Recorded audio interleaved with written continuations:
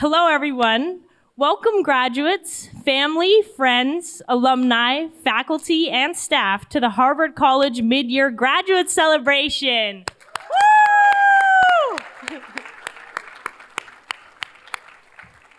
This event, which is a long-standing tradition organized by the Harvard Alumni Association, is an opportunity for us to recognize and celebrate the accomplishments of the November 2025 graduates who completed their courses over the summer, and February 2026 graduates who will complete their courses this semester, very soon. Very, very soon. Good luck on your finals, everybody. My name is Charisma Chen, and I'm the first marshal on the 2026 class committee. I'm joined today by Mohan Hathi, the second marshal on the 2026 class committee. His last name, fun fact, means elephant. I think that's super dope. I don't know what my last name has any animal meaning, no. Mohan and I will be the MCs for today's program. Class committees are formed in the senior year and continue into alumni life and connect classmates to each other and to Harvard. Whether you affiliate with the class of 2026, the class of 2025, or another year, your class committee, as well as the rest of the alumni committee, we are all here to support you in your alumni life. And now I'm excited to kick off the program. Our first speaker will be David Deming, Danoff Dean of Harvard College, Isabel and Scott Black Professor of Political Economy at Harvard Kennedy School, and Professor of Education and Economics at the Harvard Graduate School of Education. Please welcome me in joining, please join me in welcoming Dean Deming.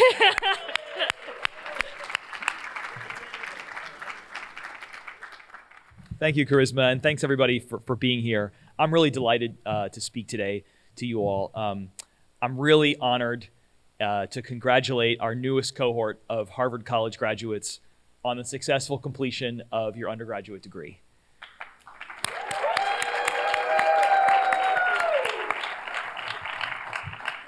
Great vibe in here. You've all achieved so much and you've grown so much during your time here, and I hope you're proud of what you've done and of who you become.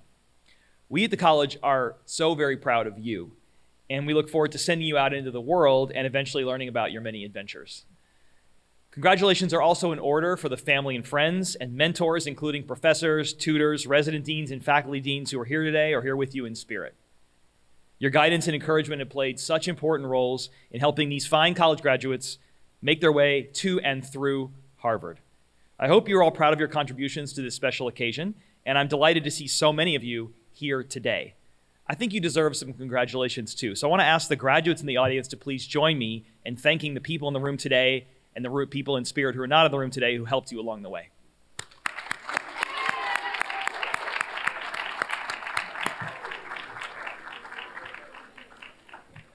You really can't thank them enough. So it's actually a special privilege for me to be here with you all, speaking to you, the mid-year graduates, in part because I'm a mid-year graduate myself. Yes. Yeah. So I do feel a real kinship with all of you, and I know firsthand that every single one of you has an interesting story to tell about what brought you here off cycle, so to speak. It might have been a great opportunity outside Harvard that you felt you had to pursue. It might have been an academic path that was slightly more winding than you realized, or it could have been a personal or family challenge that understandably drew your attention elsewhere. It could just be that you love the December weather. That's the other possibility. So here's my story. I am a graduate of the Ohio State University, big victory last Saturday, thank you very much. And Ohio State is on the quarter system, and I graduated off cycle in March, so that's taking 2 extra quarters to finish above the normal 4 years. For me, it was a combination of 2 things. First, I came to college as a Gov concentrator. That's what everybody else in the world calls political science. And I was sure I was going to be a lawyer, mostly because everyone told me I should, because I like to argue, especially in public.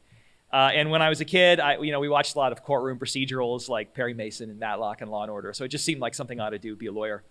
And then during my junior year, I took an economics class, and I quickly discovered that supply and demand was my love language. It's a true story. I fell head over heels, and I spent the next 5 quarters, okay, so that was a year and 2/3, speed running the econ concentration, which is what everyone else calls a major. And I ended up double majoring in econ and gov, also known as political science. And that left me with some unfulfilled course requirements on the back end, which necessitated for me an extra quarter in school to finish those up. That was one quarter. The second quarter was because I ended up deciding to do a study abroad program of sorts in the fall of my 5th year in Washington, D.C., where I worked for 4 days a week at a think tank called the Center on Budget and Policy Priorities, which is even more thrilling, I promise, than the name implies, and then 1 day a week in the classroom. It was a great experience. It really was, transformative in many ways. But I finished the program with some doubt about my lawyerly career path because I loved economics and the numbers and the data so much, and the law didn't really feature it that much. So I needed to scratch that itch some way. And so then I moved back to DC after graduation to work a little more at this think tank. And then I started applying for jobs at law firms because I thought, well, I better be sure this is a big decision. I thought the only way to figure out whether law was for me, and spoiler alert, it was not, was to work at a law firm for a year and see what it was all about. And it wasn't a bad experience at all, but it was very clarifying for me because I realized that law really wasn't my jam. And had I not taken this life detour that led me to my mid-year graduation that you are all here in today, I probably would have gone straight to law school. And instead of standing in front of you now as the dean of Harvard College, I might be arguing cases in front of the Supreme Court. Or more likely, I'd be sitting in a windowless room redacting confidential information from 800-page court filings. I'm just kidding about that. Some of my best friends are lawyers. So here's a question. Did you find that story interesting? Okay, I was gonna say don't answer if you didn't. Okay, so if you did find it interesting, or at least not too long, at least my question is, did you find it more interesting than a linear, predictable hero's journey style tale where I graduated in 4 years, got straight A's, which I definitely didn't do, set ambitious but ultimately highly reasonable life goals that I achieved without incident and made great friends along the way? That's kind of a boring story, isn't it? Yeah.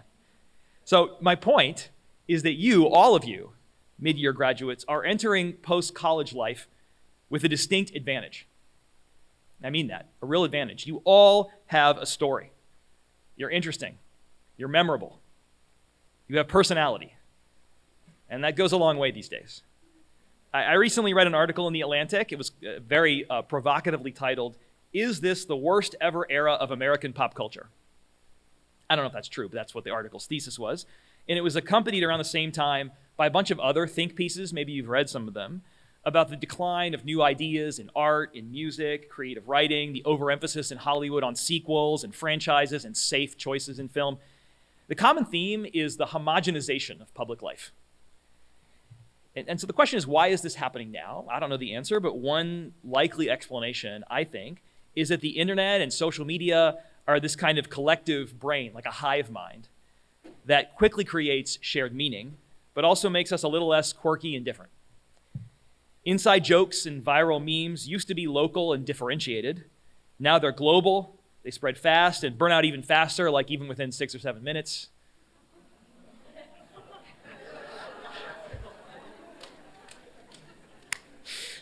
See, it's already over. That's my point.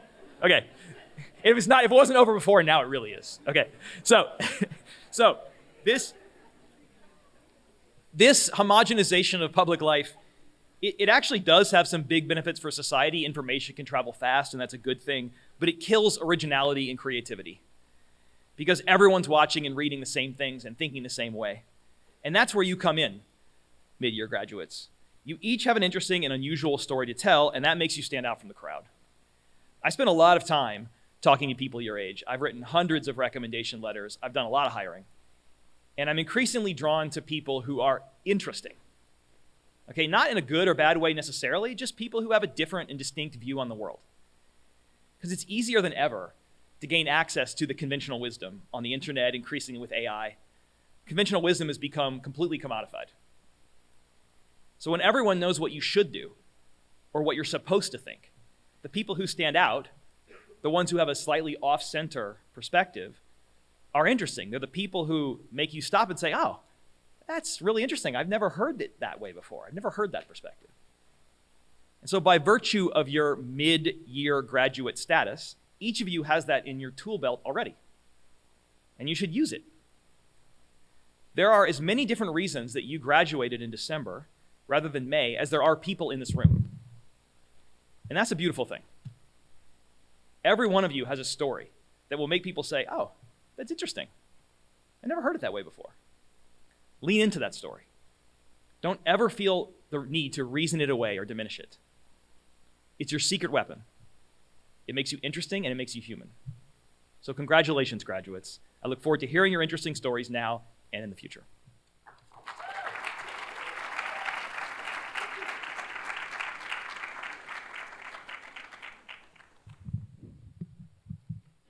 Thank you, Dean Deming. Next, we will hear the student reflection from Arjun Purohit, class of 2025, and an AB candidate in history. Please join me in welcoming Arjun.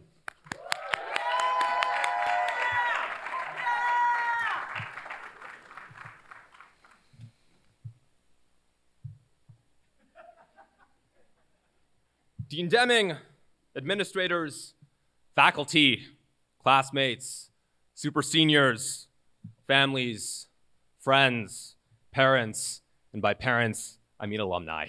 Welcome to the Midyear Graduates Celebration. I know what many of you are thinking right now. Finally, our time at Harvard has run its course. Today, my friends, is the day we celebrate graduating from Harvard. Yes.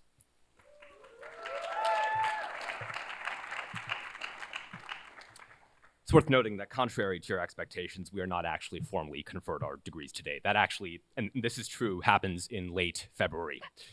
But because this is the mid-year graduates celebration and we were promised our degrees, that means I've been directed to ask all of you to remain in this auditorium for the next 3 months. Literally no one is allowed to leave. If any of you would like to say a few words and out-filibuster Senator Cory Booker, now is your chance.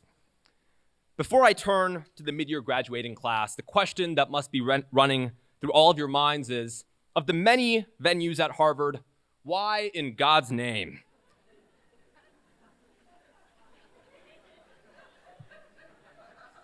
Is this being held in the Science Center Hall B?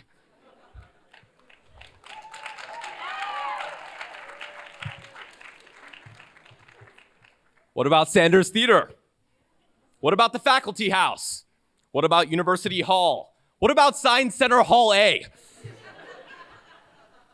It's worth noting that, and this is true, Science Center Hall A has been reserved for an impromptu crisis meeting for the Harvard Economics Department PR team. And Science Center Hall C, otherwise known as the East Wing of the Science Center, is being torn down and converted into President Garber's personal ballroom. But the point is, today is an unusual day. It's an unusual ceremony in an unusual place. But in some ways, I can't think of a more fitting setting to cap off what for us has amounted to an unusually long college experience. From personal experience, it feels somewhat surreal that I'm nearing the finish line. I've already walked with my classmates from the class of 2025 in what felt like an unmistakably final experience. And I'm sure that for many of you, being here, irrespective of how much time you've taken off, is not exactly what you had in mind when you received your admissions letter and first walked through Harvard's gates. Fortunately, I've devised a unique phrase to encapsulate this liminality, the awkwardness and occasional grief of existing between two spaces. The post-senior phenomenological drift in which one is both graduating and somehow still strolling the yard during reading period. I call this ineffable feeling being washed. Thank you. It occurred to me last week that I would be officially graduating and released into the wilderness when my aunt over Thanksgiving break asked me, "Arjun, are you actually graduating this time?" Followed by the inevitable, "Do you have any friends still on campus?" Followed by the more inevitable, "Do you have any friends at all?" And a cascade of other predictable questions, like, what are you doing in the spring? Did you meet a girl while you were at Harvard? And if you haven't, would you like me to find someone for you on my next trip to India? And this is true. She came back after her trip and she said, "Arjun, she's perfect. She speaks perfect English." Chances are, If you're here right now, your path at Harvard was atypical and circuitous.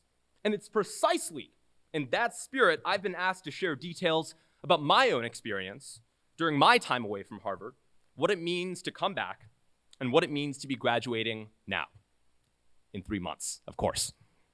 It's worth noting that there are graduates here who have taken 1 semester off, and others who have taken years off. While my experience may not map neatly onto yours, nor resonate with yours at all, I do think that the general story arc for those of us who have stepped away reveals something essential about Harvard's mission and about college itself. That our time here is not measured by semester enrollment, but by the courage to pause, to recalibrate, and to discover the value and magic of this place lies not in perfect continuity, but in the capacity to leave it and still feel called back. Without sounding self-aggrandizing, I felt, as I'm sure many of my peers have felt, that I was living the standard Harvard myth before my gap semester. The idea that if only I could join enough clubs, meet as many people as I could, and still make the right number of close friends or sample enough academic interests, I could eventually conquer a place which at times takes itself overly seriously and leaves students, even the most idealistic ones, internalizing its economy of prestige. And so, I rose through the ranks of the Undergraduate Council, the Harvard Undergraduate Foreign Policy Initiative, the Lowell House Bell Ringer Society, and made it to round 2 of an a cappella group. I comped the Harvard College Consulting Group and still somehow had friends. It's worth mentioning that 2 of the organizations I've listed have either been dissolved in a vote of no confidence or accused of embezzling $30,000. Underlying all of this lay a deeper truth. I was afraid of rejection, uncertainty, the fact that I hadn't converged on a thesis topic or even a major, and the idea there were opportunities at Harvard that I'd squander. If there is a word that means the opposite of secure, then I was that word. Underneath all of these trepidations was a fear that only in hindsight I've come to identify. The fear of disappointing my parents and grandparents who immigrated here and who are with us today, who worked tirelessly, much harder than I could even conceive, to make sure their families had a good life in America. As the second oldest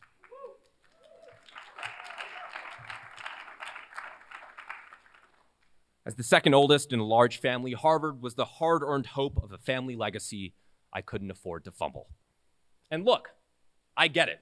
It sounds absurd to present these as real struggles when we go to Harvard. But privilege, for me, made disappointment harder to justify.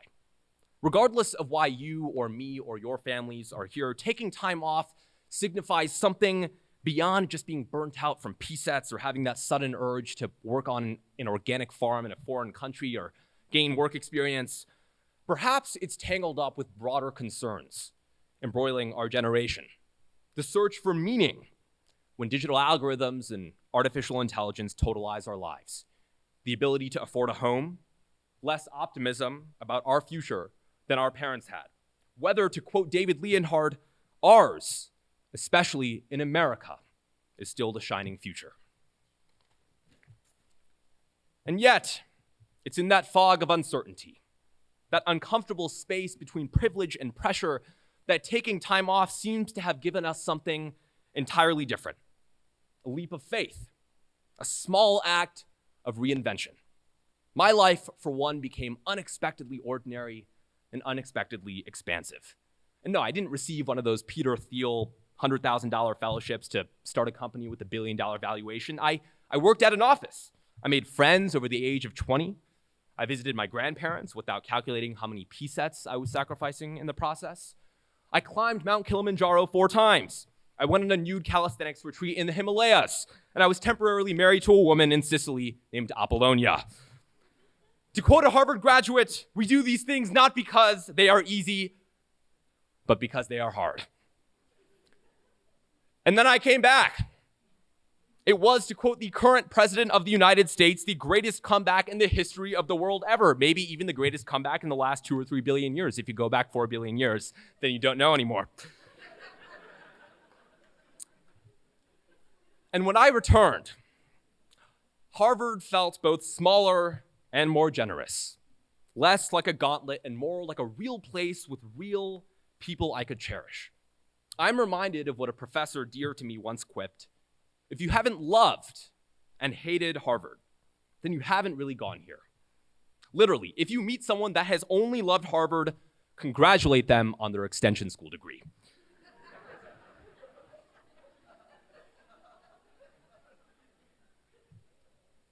The only college experience we've had is the one we've cobbled together through uncertainty, compassion, and reinvention. We've witnessed a lot over our more than 4 years here. Objectively more than most Harvard students can claim to have endured. For instance, I began in September of 2021, and over that time, we've seen a pandemic, 3 university presidents, 2 presidential administrations, nearly 9 successful military coups, war in Europe, war in the Middle East, Roe v. Wade being overturned, and somehow, somewhere during that stretch, Dean Khurana became a white man.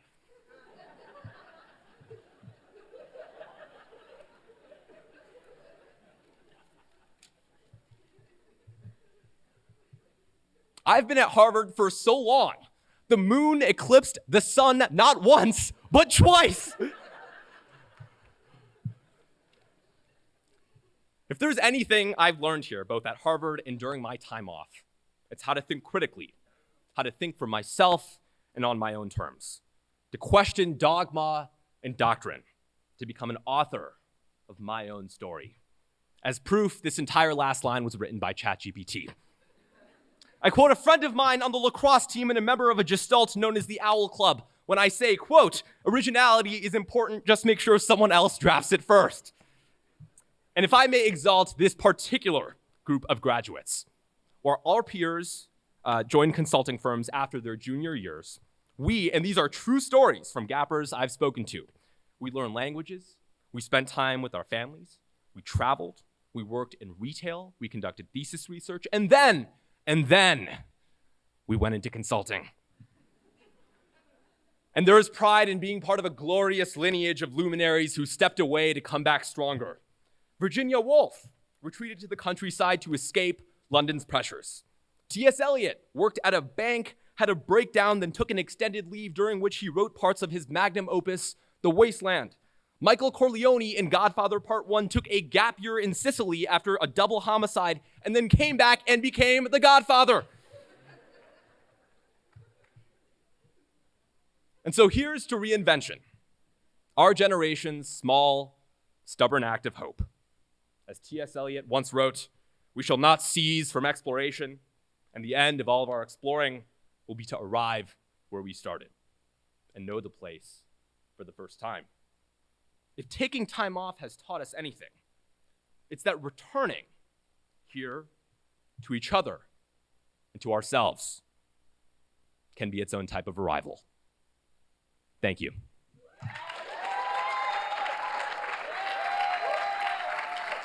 Thank you. Appreciate it. Thank you so much.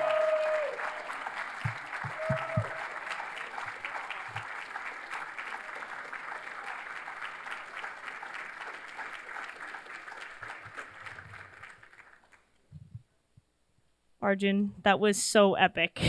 Could everyone please give him another round of applause? Oh my gosh. Okay, wow. Next, we will hear from Sarah Carmone, HAA Executive Director of the Harvard Alumni Association and Associate Vice President of Alumni Affairs and Development, who will welcome you into the alumni community. Please join me in welcoming Sarah.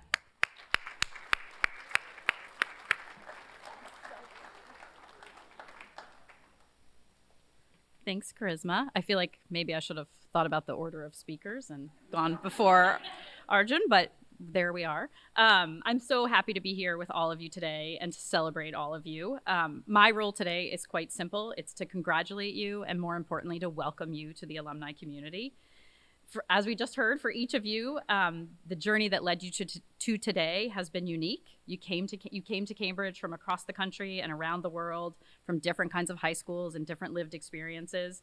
And while at Harvard, I hope you discovered new passions and interests. Maybe you studied science and engineering, social sciences or humanities, or all of the above. And your reasons for being here today are also a mix. Some of you are finishing early, and as we heard, many of you took time off in the middle of your studies. But what is true for each of you, by being here, you've contributed to Harvard and to the campus community in meaningful ways. You've been shaped by Harvard, but equally important, Harvard has been shaped by you. I imagine that this mid-year graduation ceremony might feel like the end of a journey, but it is quite the contrary. The journey is really just beginning.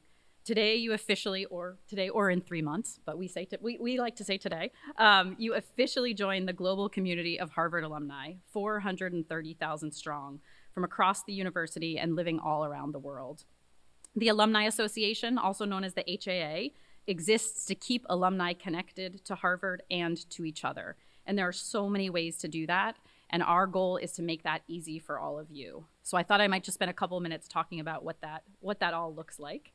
So you can connect with alumni from across the university through our alumni directory.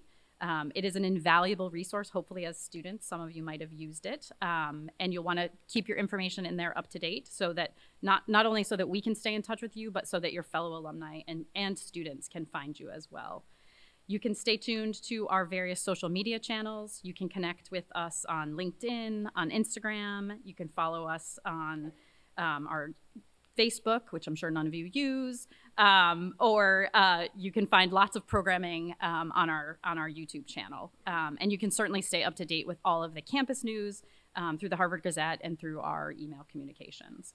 But beyond those really simple things, there are lots of other ways to find your community. So as mid-year graduates, you find yourself in an unusual spot, and I'm sure many of you are still deciding what your class year is going to be. Essentially, what year do you want your class year to be? Is it the class you began your journey with, or is it the class you're finishing with? But that's really up to you, and it's okay if you don't know the answer to that yet either. But there are so many ways to connect that have nothing to do with your class.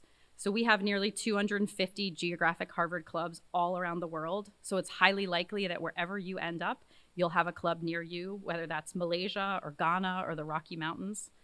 In addition, we have nearly 60 shared interest groups. These are groups that bring together like-minded alumni around a central unifying purpose, a mission, background, activity, and you're bound to find at least one dedicated to something that interests you. There are also events throughout the year, and I'll just highlight a few to keep in mind.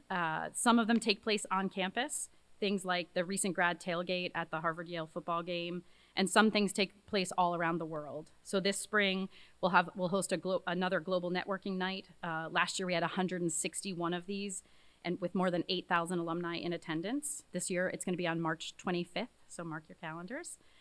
Next fall, you'll have an opportunity to meet other recent grads at Welcome to Your City events around the world. This past September, we did 57 of these events in different places, and we brought together more than 3,000 recent graduates. So we define recent graduates as folks up to 10 years out, so that's another opportunity for you to find people where you are and connect. We also do a lot of virtual events. So we'll host this spring what we call a SIG showcase. So SIG is Shared Interest Group, as I mentioned a minute ago. And these are opportunities to meet the leaders of those groups and learn about their activities and learn about ways you can participate. We'll have a host of virtual programs with Harvard faculty, which are a great opportunity to continue to build knowledge even after you're out of school. No P-sets, no papers, no exams. We also host a series called Real World for recent grads. And I just want to spend a minute on this. So this is a series that was actually started by a group of recent grads who had a real desire to hear from their peers rather than from experts about topics that can help them in their alumni life.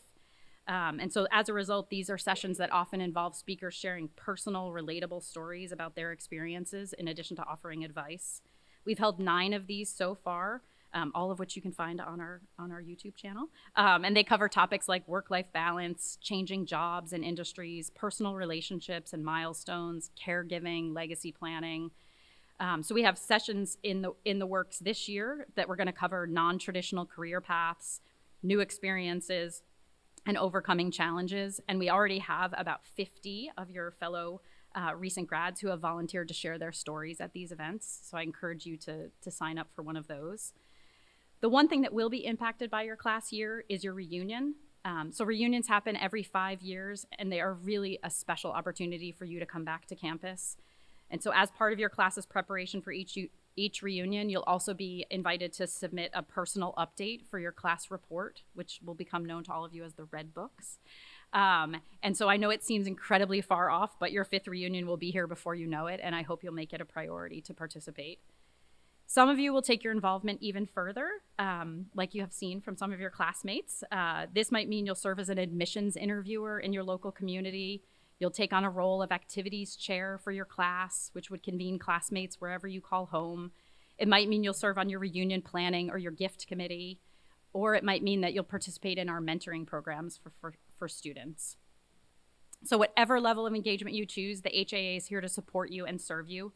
The needs of the alumni community change and grow each year, and your engagement helps ensure that we continue to meet our alumni where they are, to engage alumni as they want to be engaged, and to keep the community active and thriving.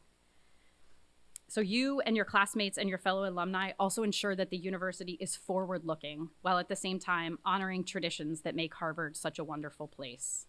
So there is an old saying that goes, when one door closes, another one opens. And I know for many of you, it may feel like you're closing a door on your college experience, but I can assure you, you are opening a door to a world of opportunity as an alum at Harvard. So let me be the first to say welcome and congratulations. Thank you.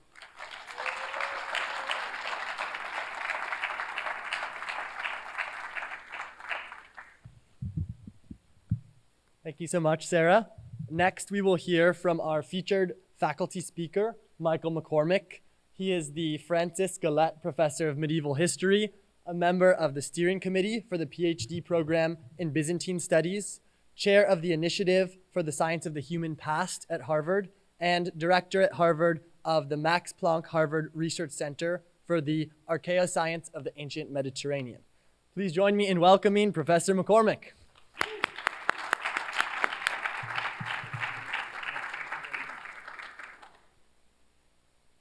What a privilege to be here among you on this grand and happy day.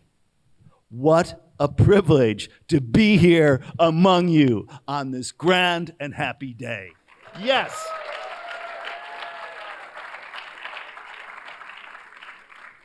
What a privilege to honor you on your achievement. My warm congratulations to each and every one of you, and to the loved ones who have accompanied you. You cannot imagine the joy it gives me, one of your teachers, to share your great day. Thank you so much. And it is a great and happy day for you who have studied hard, I hope, written papers and P-sets, taken the exams. Let's smell some roses together. Life speeds by, but we must now and then stop, look, and listen, and together savor great moments in life.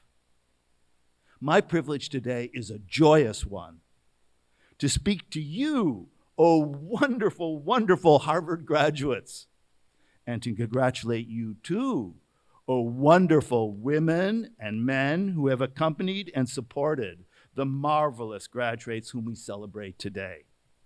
For neither they nor I would have made it to this point without you, without our family and friends. Thank you. Let us stop, look, and listen as we smell the roses. And let us think back to the women and men you were when you set out on your great journey of discovery, of learning. How much has changed in the world since that distant moment.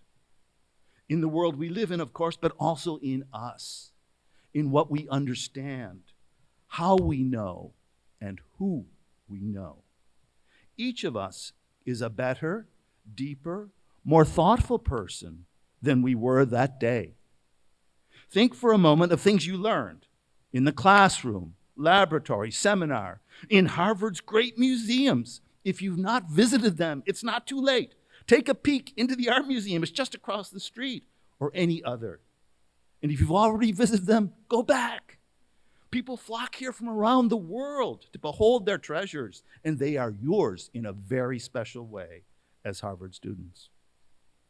Let us stop, look, and listen as we smell the roses. And think of what we have learned here together, and I do mean together. Whether or not you took my courses on the fall of Rome or the science of the human past. Think of your courses and what you learned in each of them. Think for a moment of some specific thing that you learned, and think of the teacher from whom you learned it. Think for a moment of the fellow students with whom you learned it. Think for a moment of that special thing and how it might return to you, educated women and men, as you make your way through life, and think how it might help you make sense of some new situation in your work, in your travels, in your family life, in your imagination itself. Let us stop, look, and listen as we smell some roses. And let us think of what we've learned here together, and I do mean together, for you and I, you and all your professors have learned together. I start every course by telling you, the students, that we will learn together because you are Harvard students, blessed with amazingly active minds. That means that you ask us, the professors, questions. Questions, in fact, to which sometimes I do not know the answer. For me, it happens often indeed, and it is the most rewarding moment in my learning with and from you. Then I can invite you, the class, to brainstorm with me, to figure out answers to that impossible and impossibly wonderful question.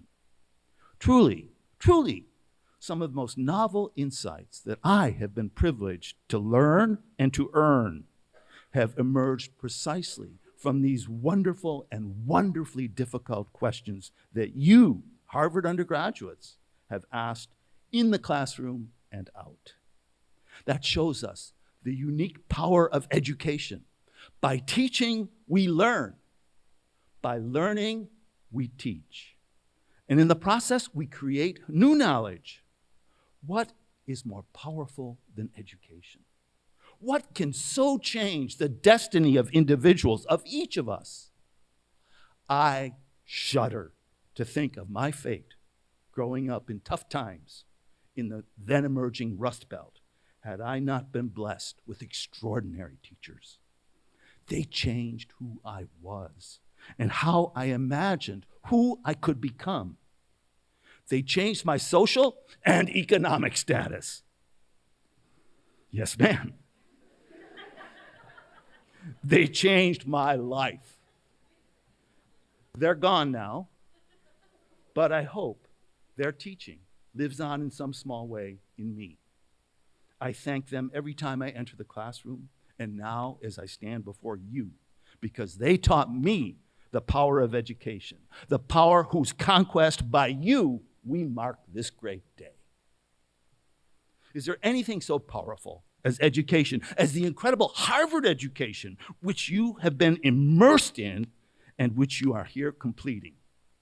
For now, but only for now, because your years here have changed you forever. They will continue to change you and in the decades to come. Things you learned in and out of class will come back to you. And it's not just ideas, techniques, books, papers, and experiments. It is the people with whom, from whom you have learned, and whom you too have taught. In your houses, over lunch, in Tate's or Felipe's, at plays or concerts. These fellow Harvard students, whether from your year or any other, will be there with you as you go forward on life's path. Whether at Harvard clubs around the globe, 250 as we've heard, at reunions, or just partying with pals. You will be meeting new friends from your old school over and over again for the rest of your life. I know from the alumni in my own family, what a blessing, that the network they left the college with has continued to accompany, delight, and sustain them from New York City to San Francisco and beyond. And that network has continued to grow with time, as indeed your network of fellow alumni will grow with time. Let's start right now, right here, and introduce yourself to some new college friends, please, as soon as the proceedings allow. You can blame Professor McCormick. What indeed can change a life more? What can produce more understanding, more joy, more wealth, more friends than what you have begun to learn here at Harvard College, and which will keep producing new ideas, new experiences, and new human bonds as you advance in lives and careers that will always look back to your time here as a special moment in a special place for very special people. You, the graduating class whom we, the faculty, are so joyously privileged to have taught and to have learned from. Thank you from the bottom of my heart for letting this happy teacher share this privileged moment in your excellent and now educated fellowship. Hooray for you, hooray for your teachers, hooray for this alma mater, Latin for this nourishing mother that is Harvard College. Thank you.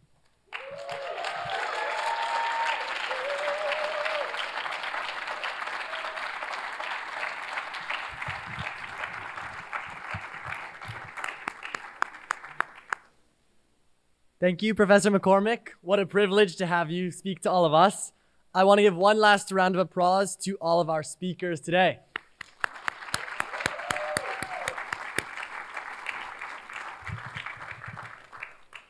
We know that many of you affiliate with the class of 2025, and so we wanted to share a quick video message from some familiar faces, Uzma and Shrija. Please look at the screen. Hello, class of 2025. Point 5. My name is Uzma. And I'm Shrija, and we're the first and second class marshals of the class of 2025. Now, we are here to congratulate you on this momentous occasion. We wanted to pop in virtually and say hello. We miss you all so, so much. And we're so grateful for all the time that we got to spend together on campus during the past few years. And we hope you've been enjoying your time here without us as well. Now, 8 semesters is no joke. And you survived COVID tests, Throwback, Boston winters, athletes whizzing by on scooters, and the seemingly unnecessary change from duo to octa. But let's take a moment to congratulate ourselves now. Find someone next to you and give them a high five. Now give them a pat on the back. Now give yourselves a big pat on the back. Congratulations again, and we can't wait to see all that you accomplish.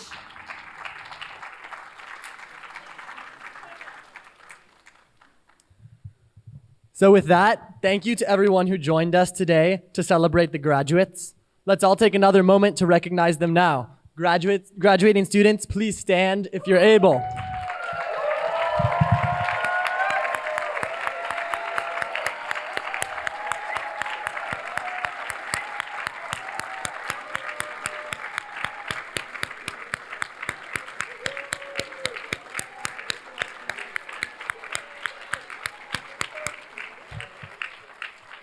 Congratulations to the graduates.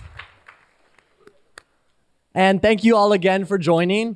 There will be a dessert-style reception from 3 to 4 p.m. in Cabot Science Library right next door. Thank you.